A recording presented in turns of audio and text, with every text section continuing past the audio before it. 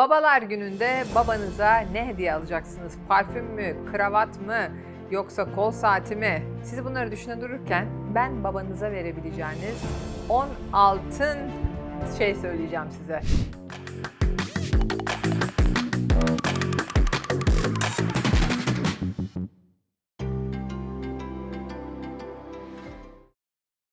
Baba, ben bu 10'unu yapıyorum dediğiniz zaman babanıza verdiğiniz en güzel hediye. İlla da bir hediye almak istiyorsanız sizin bütçenizin, aylık gelirinizin %5'ini falan geçmesin. Abartmayalım. Babaların istediği, çünkü benim sayacağım şeyler böyle alışveriş ürünleri değil. Hiçbir babanın alışveriş ürününe ihtiyacı yok. Ben size söyleyeyim. Onlar zaten akılda da kalmıyor. Geçen sene babalar gününde ne verdi desem kimse hatırlamaz. İsterseniz test edin. O yüzden ben sayıyorum, siz dinliyorsunuz. Anlaştık mı? Şimdi uygulamalı dinleme bu tabii. Öncelikle baba ne ister biliyor musunuz? Ona yük olan değil, ona güç veren bir evlat ister. Diyeceksiniz ki baba, ben kendi hayatımı yönetebiliyorum. Ne yapın? Bir tane faturanızı ödeyin. Ne yapın? Bir tane böyle evrak işlerinden bir tanesini, sicilde, oydu buydu, askerlikte, her neyse, onu kendiniz halledin.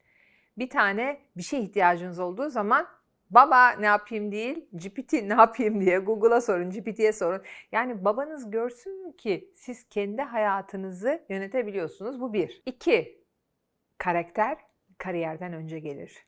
Babanız ister ki sağlam karakterli biri olun. Yani dürüstlük, sözünde durma, kendi hatasını bilme, kendi yaptığı hatanın sorumluluğunda suçlu aramak yerine ben hatalıyım burada ve ben kendimi düzelteceğim diyebilme. O yüzden babanıza gösterin bu babalar gününde. Baba, şu konu vardı ya, o konuda ben hatalıyım ve kendimi düzelteceğim. Kendimi düzeltmek için de bunları yapacağım.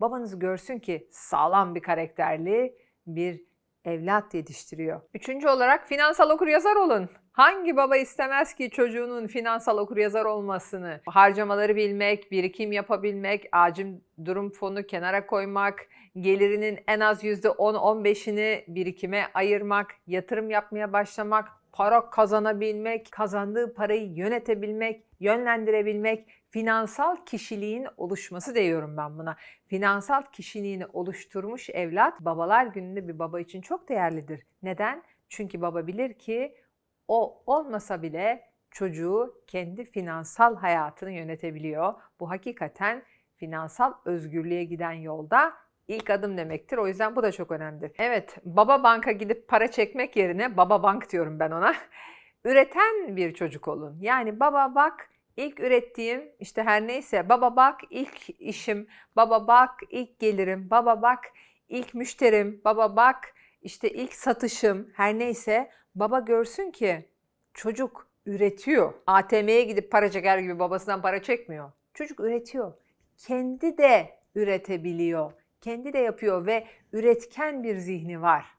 Gidip de babasından isteyen bir zihin değil. Bu da çok önemli. Üreten zihne sahip olmak. Geldik 5. Sağlığınıza iyi bakın. Bunu gösterin. Baba bak doğru besleniyorum. Baba bak haftada 3 gün spor yapıyorum. Baba bak işte kötü alışkanlığım yok. Baba bak, baba bak, baba bak. Sağlık çok önemli, çünkü bir baba ne ister ki çocuğunun en iyi alışkanlıklarla sağlıklı olmasını daha erken yaşlardan ister. O yüzden burada da kanıtlayın, gösterin baba bak diye. Bakın 10 maddeden gidiyoruz, tamam mı? 5'ini devirdik, devam ediyorum. Çevren, senin çevren çok önemli baban için. Çünkü çevren neyse sen osun. Arkadaşlarınla gurur duyması lazım babanın. Arkadaşlarının senden ileride olması lazım. Bir konuda, her konuda değil ama bir konuda seni ileri çeksinler. Baba bak, arkadaşlarımı tanıştırmak isterim sana. Ahmet, Zeynep, ondan şunu öğreniyorum. Baba bak bu arkadaşım çok okuyor. Baba bak bu arkadaşım işte güzel şöyle bir alışkanlığı var.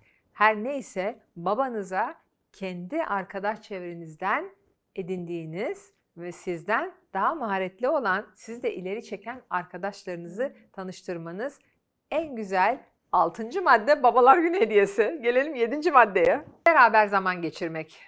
Babanızla beraber zaman geçirin, ailenizle beraber zaman geçirin. Hadi bu akşam bir film seyredelim mi? Hadi biraz yürüyüşe gidelim mi? Konuşmak istiyorum biraz baba, anne, beraber sizinle beraber diye. O geçirdiğiniz zaman verebileceğiniz yine en güzel hediyelerden biri olarak 7. sırayı alıyor. 8. maddede minnettarlığınızı dile getirin. Bir küçük mesaj, bir mektup, bir el yazılı bir kart. Baba, minnettarım. Bana şu sebeplerden ne güzel bir baba oluyorsun. Senin bu yönlerinden ilham alıyorum baba diye, o sizin babanız diye bundan ne kadar mutlu olduğunuzu notla, konuşarak, yazarak, mesajla ifade edin. İfade edin minnet duyduğunuzu. Bu onu çok mutlu edecek, çok temel bir konudur. Geldik 9. maddeye. Annenize iyi davranmak. Evde kadın mutluysa ev halkı mutludur. O yüzden babanız da bunu çok isteyecektir. Sizin annenize nasıl davrandığınız, özellikle erkek çocuklarının annesine nasıl davrandığı, kız çocuklarının da tabii. Ama erkek çocuklarının annesine nasıl davrandığı, ileride eşlerine de nasıl davrandığının bir öncüsüdür. O yüzden erkek çocukları evde bulaşık yıkamalı, ev işleri yapmalıdır. Evet, bu çok önemli bir kavramdır ve son olarak soyadınıza değer katmak 10. madde olarak bir altın 10 adımlık tavsiyedir. Çünkü siz ailenin soyadına değer kattığınız zaman demek ki o ailenizi ta gelmiş o ağaç köklerinden beslendiğiniz o ağacı daha da geliştiriyorsunuz, suluyorsunuz, ağaç büyüyecek, daha da çok meyveler verecek inşallah diyorsunuz.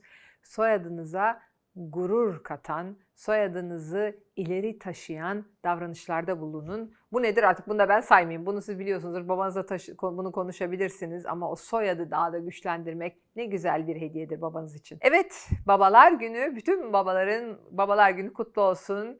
Kendi babam Fethi Denizmen'in de Babalar Günü'nü kutluyorum. Eşim Babalar Günü'nü kutluyorum.